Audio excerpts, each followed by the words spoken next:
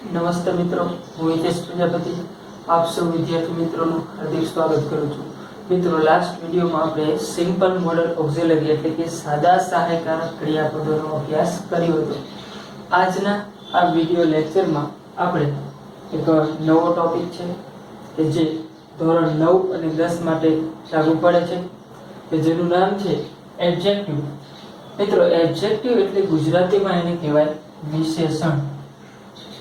હવે વિશેષણ છે એ કોને કહેવાય, એની વ્યાખ્યા શું હોય એ આપણે વ્યાખ્યાથી જોઈએ. એટલે અહીંયા એક એની વ્યાખ્યા આપવામાં આવેલી છે કે વિશેષણ કોને કહેવામાં આવે છે. તો વિશેષણ એટલે જે શબ્દ નામના અર્થમાં વધારો કે ઉમેરો કરે તેને વિશેષણ કહેવામાં આવે છે. તો જે શબ્દ છે એ નામના અર્થમાં કંઈક ઉમેરો કરતું હશે અથવા તો એના અર્થમાં કંઈક વધારો કરતું હશે તો તે શબ્દને આપણે વિશેષણ કહેશું. ચલો, તો વિશેષણની થોડીક વિશેષ સમજણ મળે એ માટે એક એક્ઝામ્પલ જોઈએ આપણે. એક એક્ઝામ્પલ આપણે લીધું છે કે this is A beautiful girl, એટલે આ એક સુંદર છોકરી છે. તો જેની અંદર અહીંયા ગર્લ છે એ નામ છે, જેને ઇંગ્લિશમાં આપણે નાઉન કહીએ છીએ, અને બ્યુટીફુલ છે એ વિશેષણ છે, જેને આપણે ઇંગ્લિશમાં એડજેક્ટિવ કહીશું. તો હવે અહીંયા જે ગર્લ છે એ નામના અર્થમાં બ્યુટીફુલ શબ્દ છે એ વધારો કરે છે. કઈ રીતે?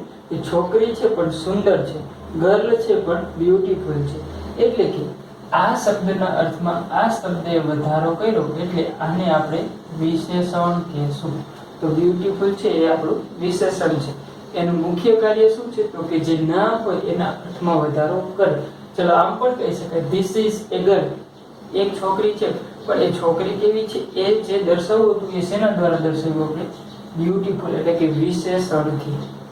તો વિશેષણ શું છે એનો ખ્યાલ આવી ગયો છે. એની હજી વધારે સ્પષ્ટતા થાય એ માટે આપણે થોડું આગળ જોઈએ.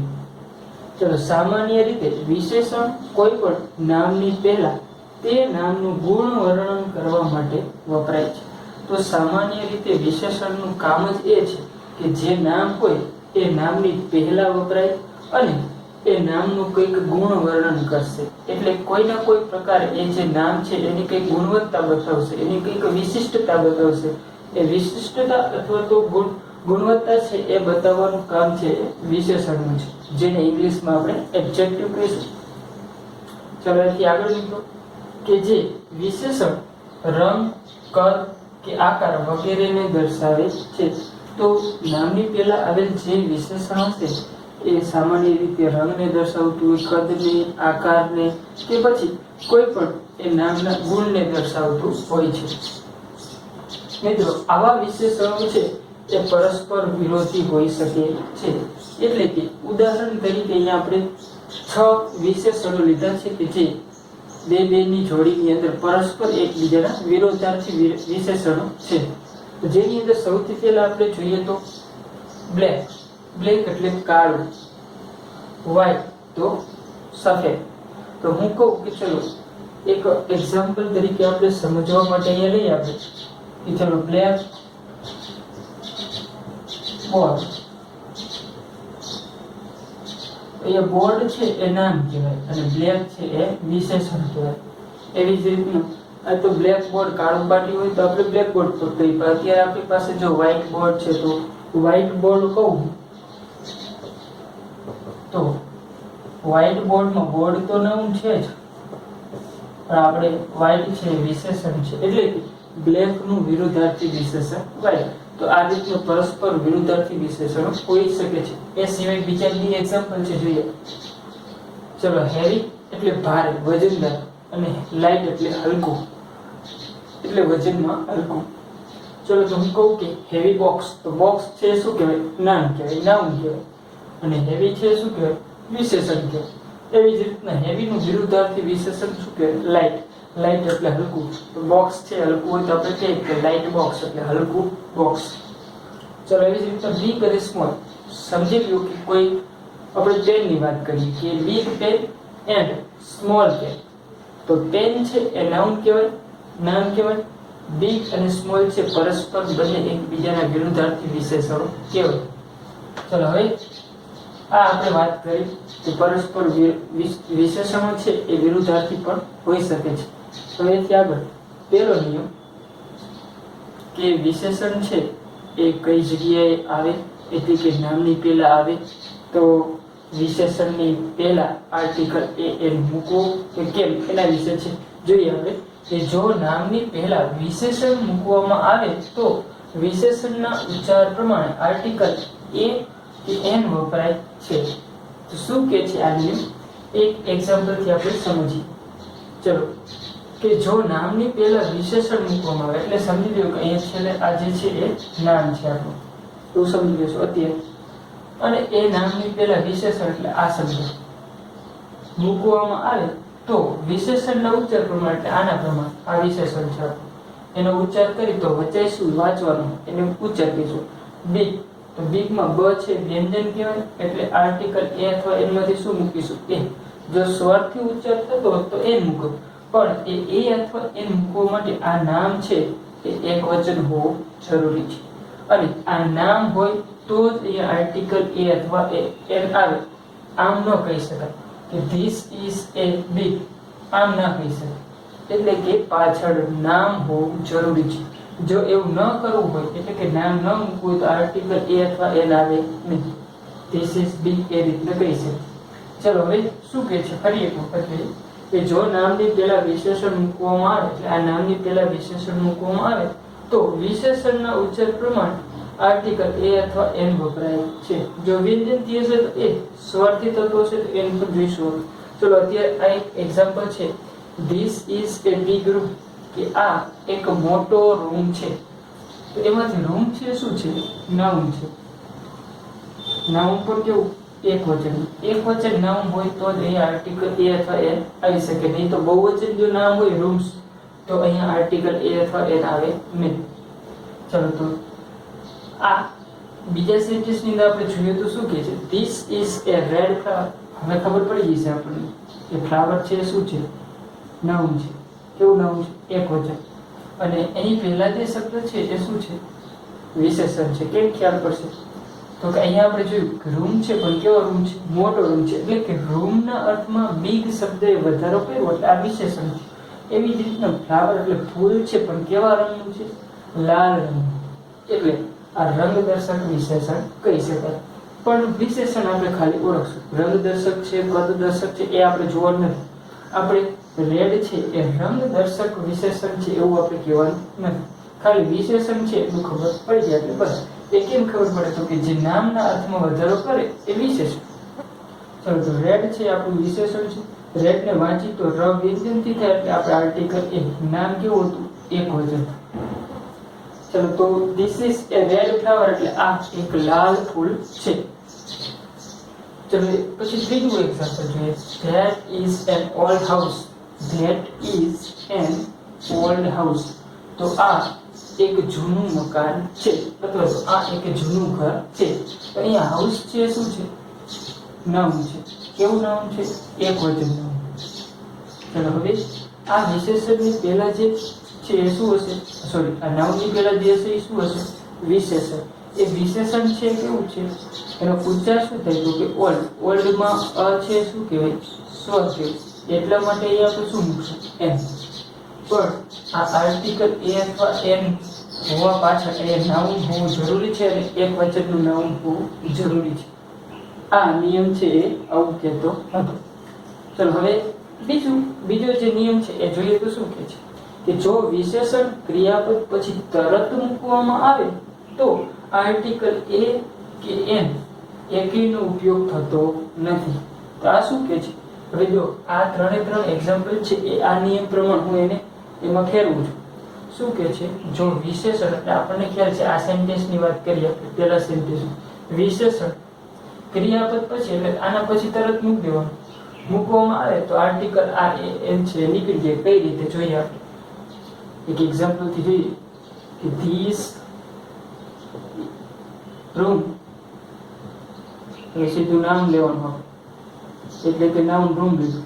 This room is big.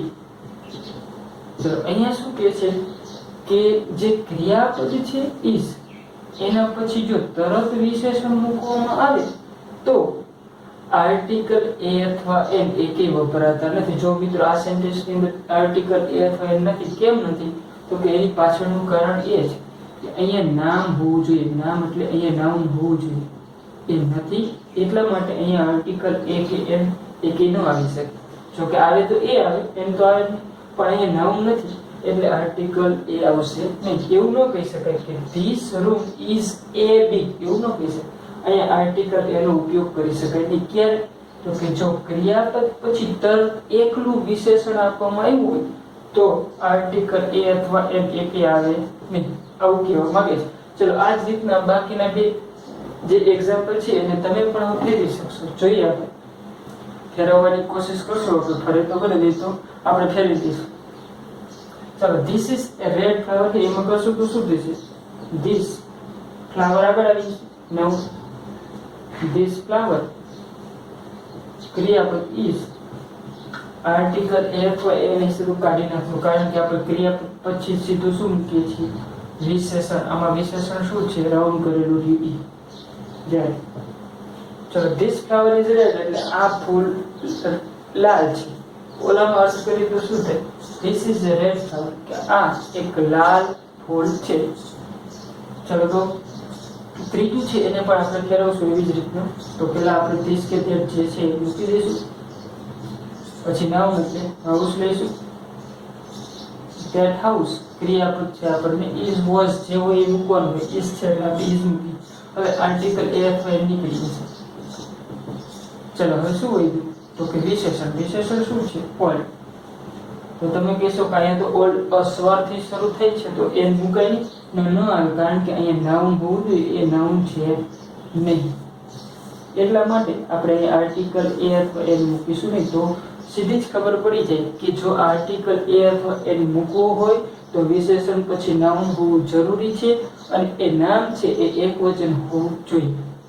અહીંયા આપણે જોયું કે ક્રિયાપદ પછી સીધું જ વિશેષણ મૂકવામાં આવે અને પાછળ નામ ન હોય તો આર્ટિકલ એ એન નો ઉપયોગ થતો નથી. આ બે નિયમો આટલું જ કહે છે, એટલી ખબર પડી જાય એટલે ચાલે. એટલે એના આધારે આ ખાલી જગ્યા પૂરવાની છે. પણ મિત્રો એ ખાલી જગ્યા છે એ ખાલી જગ્યા આપણે વિશેષણથી પૂરવાની છે. હવે વિશેષણની અંદર ઓપ્શનની અંદર આપણને બે ઓપ્શન આપેલા હશે. સામાન્ય રીતે એક વિશેષણ હશે, એક ક્રિયા વિશેષણ હશે. મોટા ભાગે એવું હશે. પછી ક્યારેક બે વિશેષણ હોય, નાઉન હોય, વર્બ હોય, એવું હોઈ શકે. પણ સામાન્ય રીતે આપણે જોવા જઈએ તો વિશેષણ ક્રિયા વિશેષણ હશે. તો જવાબ તો આપણે વિશેષણથી પૂરવાની છે ખાલી જગ્યા. પણ ક્રિયા વિશેષણને આપણે ઓળખીશું કઈ રીતે તો એની આપણે નેક્સ્ટ વિડીયોમાં ચર્ચા કરવાના છીએ. પણ તે ઉપર છેલ્લી માહિતી મેળવીશું કે ક્રિયા વિશેષણ એટલે શું, ક્રિયા વિશેષણનો અર્થ શું, ક્રિયા વિશેષણને ઓળખવું કઈ રીતે. તો એની થોડી એવી આપણે ઝડપ જોઈએ કે સામાન્ય રીતે ક્રિયા વિશેષણ છે ને એની પાછળ શું પ્રત્યય લાગેલું હોય. ઇંગ્લિશના જે શબ્દ હોય એમાં જે ક્રિયા વિશેષણ હોય એમાં મોટા ભાગ એલવાય પ્રત્યય લાગેલો હોય. પરંતુ મિત્રો એવું નથી કે દરેક એલવાય વાળા શબ્દો છે ક્રિયા વિશેષણ હોય જ ના, એવું ન પણ હોઈ શકે. ઘણા બધા એવા ક્રિયા વિશેષણો હોય છે કે જેની પાછળ એલવાય પ્રત્યય નથી લાગેલો હોતો છતાં પણ તે ક્રિયા વિશેષણ હોય છે. જેમ કે ઉદાહરણ તરીકે આપણે કહીએ કે ફાસ્ટ, FAST ફાસ્ટ છે, ઝડપથી, એનો મતલબ થશે એ ક્રિયા વિશેષણ છે. તો એમાં ક્યાંય એલવાય આવતું નથી છતાં પણ શું છે એ ક્રિયા વિશેષણ છે. પણ અત્યારે આપણે સાદી અને સીધી સમજ એવી મેળવીશું કે જે શબ્દની પાછળ એલવાય હશે એ ક્રિયા વિશેષણ છે એવું આપણે સમજીશું. અત્યારે જ્યારે એલવાય ક્રિયા વિશેષણ વિશે ભણીશું આપણે ત્યારે ચોક્કસથી ખબર પડી જશે. બીજું શું જોઈશું તો કે આ તો ઇંગ્લિશની વાત કરી આપણે, પણ ગુજરાતીની અંદર આપણે જોવું હોય તો ગુજરાતીની અંદર જો થી, પછી પણ, રીતે કે પૂર્વક આવો જે શબ્દનો અર્થ પાછળ લાગતો હશે એટલે કે ઓ પ્રત્યય જે લાગતો હશે એને આપણે સામાન્ય રીતે એને શું કહીશું? ક્રિયા વિશેષણ કહીશું. જેમ કે આપણે ઉદાહરણ તરીકે શાંતિથી, સાયલેન્ટલી, રાઈટ, ક્રિયા વિશેષણ. એવી જ રીતના ઘણા બધા થઈ શકે. સામાન્યપણે, સામાન્ય રીતે, જનરલી LYM, સાયલેન્ટલી LYM. ચલો એવી જ રીતના પૂર્વક, તો એવી રીતના શાંતિપૂર્વક તો પણ સાયલેન્ટલી કહી શકાય. એટલે થી, પણ, રીતે અને પૂર્વક એવો જેનો ગુજરાતી અર્થ કરતા પાછળ પ્રત્યય લાગશે એ ક્રિયા વિશેષણ હશે. પ્લસ જે શબ્દની પાછળ LY હશે એ ક્રિયા વિશેષણ હશે. અને હજી એક ઓળખ છે મિત્રો કે ક્રિયા વિશેષણ છે ને એ કાં તો ક્રિયાપદના અર્થમાં વધારો કરતું હોય છે અથવા તો ક્રિયા વિશેષણના અર્થમાં વધારો કરતું હોય છે. તો ક્રિયા વિશેષણ એ એક એવું છે કે જે ક્રિયા વિશેષણના અર્થમાં પણ વધારો કરે છે અને ક્રિયાપદના અર્થમાં પણ વધારો કરે છે. તો સામાન્ય રીતે અત્યારે આપણે જવાબની અંદર જવાબ કે રીતે મૂકશું તો કે LY વાળો જે શબ્દ હશે એને દૂર કરી નાખશું. એના સિવાયનું હશે એ સામાન્ય રીતે વિશેષણ હશે. પણ ઘણી વખત એવું થશે કે જ્યાં બે વિશેષણ આપેલા હોય તો એનો અર્થ કરી અને આપણે ખાલી જગ્યા પૂરીશું. જોઈએ એટલે ખ્યાલ આવી જશે. એકદમ ઈઝી છે. ચલો, ગુજરાતી કરતા આવડવું ખાસ જરૂરી છે એ આપણે કરીશું. કે સનનો વોઝ એ ખાલી જગ્યા મેં. હવે વિધાન વાક્યનો એક નિયમ છે કે જો કર્તા, ક્રિયાપદ, આર્ટિકલ, ખાલી જગ્યા પછી નાઉન હોય અને વાક્યના અંતે પૂર્ણ વિરામ હોય તો એ ખાલી જગ્યાની અંદર વિશેષણ અથવા ક્રિયા વિશેષણ જવાબ આવે તો આ છે આપણું વિશેષણ. ટૂંકમાં લખશું આપણે વિશેષણ અને આ છે આપણું ક્રિયા વિશેષણ. ટૂંકમાં લખશું એને પણ, કારણ કે જો પાછળ LY છે એટલે ક્રિયા વિશેષણ ખબર પડી ગયા. આમાં જવાબ શું આવે? વાઇઝ આવે. પણ કેમ આવે? તો કે જો વાઇઝ છે એનો ગુજરાતી અર્થ કરીએ તો ડાહી એવો અર્થ થાય અને વાઇઝલી નો અર્થ થાય ડાહાપણથી. ચલો ખાલી જગ્યામાં આપણે મૂકશું શું જવાબ આવી શકે તો કે સનનો વોઝ એ ખાલી જગ્યા મેં. હવે આપણે વાઇઝલી મૂક્યું, કદાચ સમજી લો કે સનનો વોઝ વાઇઝલી મેં, કે સનનો એ ડાહાપણથી માણસ હતો એવું કહીશું? ના. શું કહીશું આપણે? સનનો એ ડાહ્યો માણસ હતો એવું કહીશું. એટલે કે વિશેષણ આવશે તો શું થશે? જવાબની અંદર વાઇઝ આવશે. એટલે આ આપણો જવાબ નથી પણ શું જવાબ છે? વાઇઝ. ચલો એવી જ રીતના બધાની અંદર આપણે જોઈશું. ચલો બીજું એક્ઝામ્પલ છે ડુ યુ લાઈક ખાલી જગ્યા coffee. Do you like coffee એટલે શું તમને કોફી ભાવે છે? પણ કેવી કોફી? તો કે કોલ્ડલી એટલે કે ઠંડી પૂર્વક અને કોલ્ડ એટલે ઠંડી.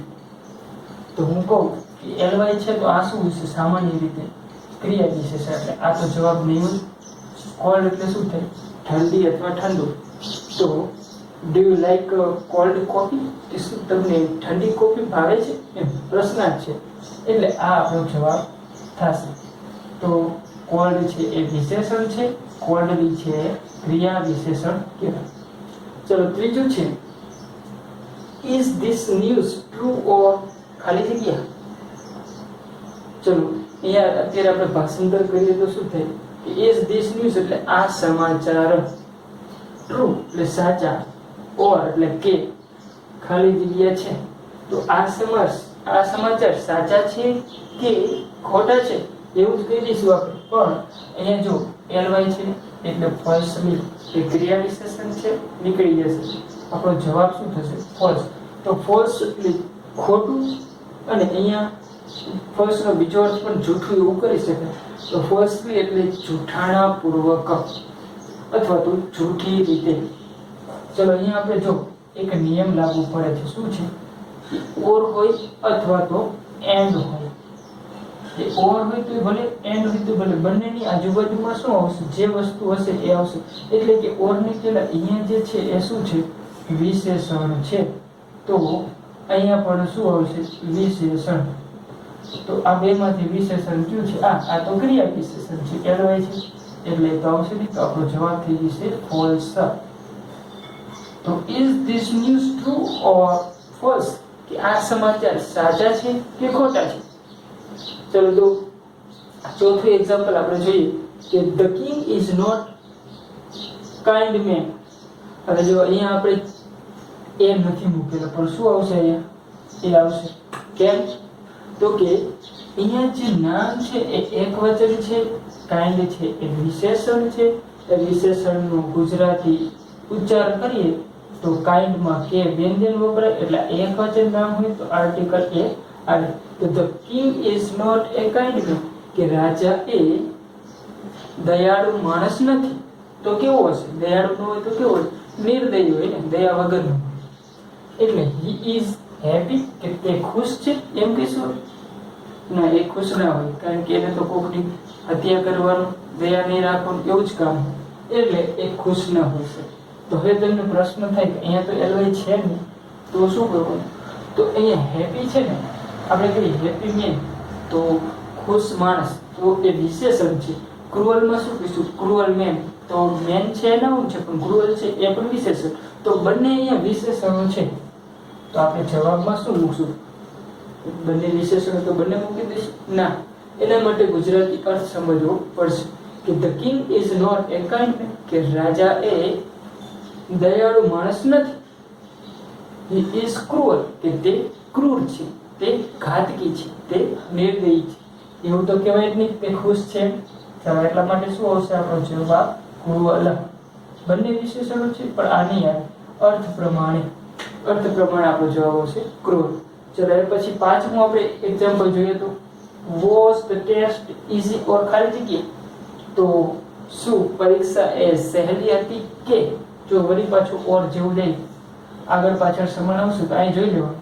આ શું છે? આ તો ઇઝી છે એ વિશેષણ કહેવાય, ઇઝીલી ક્રિયા વિશેષણ કહેવાય. તો હવે ઇઝી છે એ વિશેષણ હોય તો અહીંયા પણ શું આવું? વિશેષણ. આ બેમાંથી જે વિશેષણ હશે એ ગોતવાનું છે. એને શોધી લઈશું. દાખલો જવાબ આવી. પણ ડિફિકલ્ટી છે ને એ મિત્રો મુશ્કેલી, એનો અર્થ શું થાય? મુશ્કેલી. મુશ્કેલી એટલે એ નાઉન કહેવાય. શું કહેવાય? નાઉન. જે ડિફિકલ્ટ એટલે મુશ્કેલ, તો એ વિશેષણ છે આપણું. શું છે? વિશેષણ એટલે એડજેક્ટિવ છે. આપણે ગુજરાતીમાં લખીશું વિશેષણ. તો હવે આપણો જવાબ શું આવે? ખ્યાલ આવી જાય. અહીંયા તો આપણે નામ મૂકવાનું જ નથી. અહીંયા નામ હોત તો એ નામ મૂકત, પણ અહીંયા વિશેષણ છે એટલે અહીંયા વિશેષણ મૂકવું જોઈએ. તો આ તો વિશેષણ છે નહીં, ડિફિકલ્ટ છે આપણું વિશેષણ છે.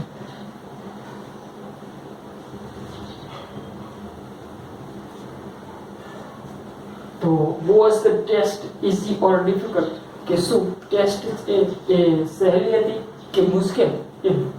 ચલો, એ પછી છઠ્ઠું, look at that ખાલી જગ્યા હોય. look at that ખાલી જગ્યા હોય તો કે તે છોકરાની સામે જોવું. પણ કેવા છોકરાની સામે જોવાનું? તો કે અહીંયા કૌંસમાં બે ઓપ્શન આપેલા છે. ly આળસુ પૂર્વક એટલે ક્રિયા વિશેષણ છે. લેઝી તો આળસુ છોકરો છે પણ કેવો છે? આળસુ. કે કદાચ સમજી લ્યો કે અહીંયા આળસુ છોકરો હોય તો હું કહું કે look at that lazy boy, કે તે આળસુ છોકરાને જુઓ. ચલો, અહીંયા બોય છે એ નાઉન છે, એની પહેલા હવે ક્રિયા વિશેષણ તો આવે ને. કેમ ના આવે? તો કે ક્રિયા વિશેષણ છે ને એ ક્રિયાપદના અર્થમાં વધારો કરતું. અહીંયા ક્રિયાપદના અર્થમાં કઈ વધારો કરે એવું છે નહીં, એટલે નામના અર્થમાં વધારો કરે એવું છે. તો એ શું છે? લેઝી. તો લેઝી આપણો જવાબ આવશે. તો look at that lazy boy એટલે તે આળસુ છોકરાને જુઓ. ચલો, ત્યાર પછી સાતમું જોઈશું. ડુ યુ નો હાઉ ખાલી જગ્યા યુ આર, કે શું તમે જાણો છો કે તમે કેટલા ખાલી જગ્યા છો? શું છો? લક એટલે એ નાઉન કહેવાય. અહીંયા તો એલવાય છે જ નહીં. કે લકી એટલે શું થાય? તો કે ભાગ્યશાળી થાય. શું થાય? ભાગ્યશાળી. હું કહું કે lucky boy, lucky man, lucky person. તો લકી છે એ વિશેષણ છે અને લક છે એ શું કહેવાય? નાઉન છે, એટલે એને નામ કહી શકાય. તો આપણે નામ લેવાનું છે કે પછી વિશેષણ? તો કે વિશેષણ. એટલે આપણો જવાબ શું આવશે? લકી. અને આમ પણ ખબર પડી જાય કઈ રીતે? તો કે આટલું કાઢી નાખીએ એટલે હાવ વાળી ઉદ્ગાર વાક્ય રચના થાય. તો હાવ પછી તરત વિશેષણ કે ક્રિયા વિશેષણ કર્તા ક્રિયાપદ આવી વાક્ય રચના હોય. એ અહીંયા વોટમાં આપણે જોઈશું. ચલો, તો અહીંયા આપણે આ લકી છે એ વિશેષણ છે. Do you know how lucky you are, શું તમે જાણો છો કે તમે કેટલા ભાગ્યશાળી છો? શું તમે જાણો છો કે તમે કેટલા નસીબદાર છો? એમ પણ કહી શકાય.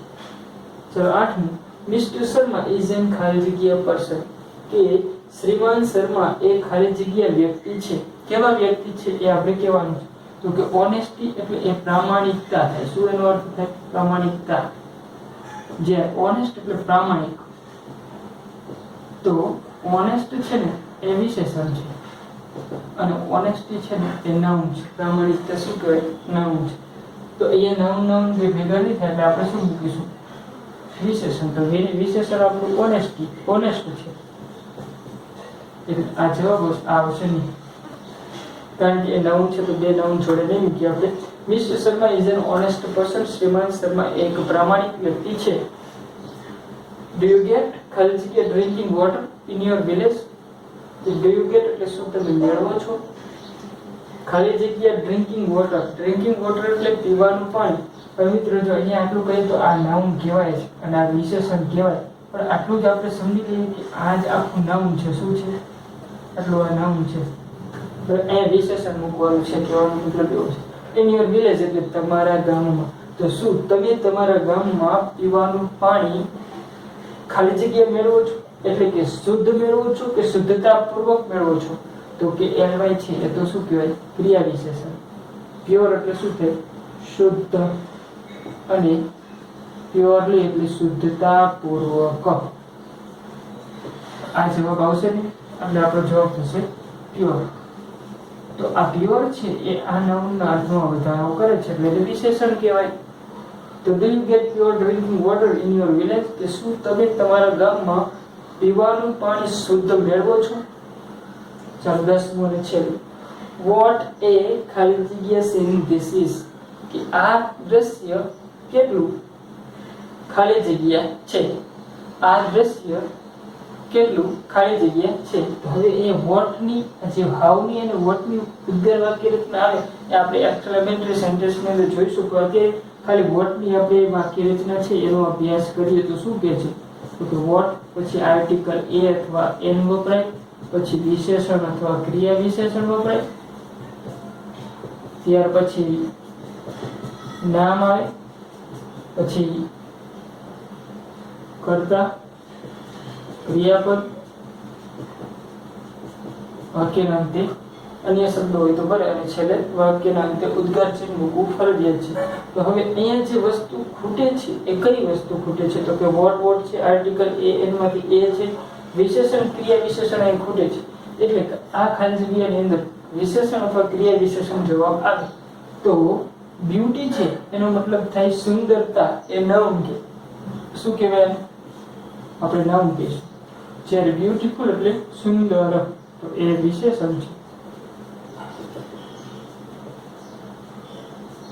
તો આપણો જવાબ છે શું થશે? નાઉન તો લેવો નથી આપણે, વિશેષણ લેવાનું. બ્યુટીફુલ આપણો જવાબ છે. તો what a beautiful scene this is? કે આ દ્રશ્ય કેટલું સુંદર છે. તો આ નામ હતું, એ નામના અર્થમાં આ બ્યુટીફુલ એ વધારો કરે છે એટલે બ્યુટીફુલ છે વિશેષણ છે. તો મિત્રો અહીંયા આપણે ચર્ચા કરી કે જે રીતના કઈ રીતના વિશેષણ છે એને આપણે ઓળખ્યું અને સાથે સાથે એના એક્ઝામ્પલ જોયા અને સાથે સાથે એની એક્સરસાઇઝ પણ કરી. તો હવે નેક્સ્ટ વિડીયોમાં આપણે એડવર્બ એટલે કે ક્રિયા વિશેષણ વિશે અભ્યાસ કરીશું. Thank you very much.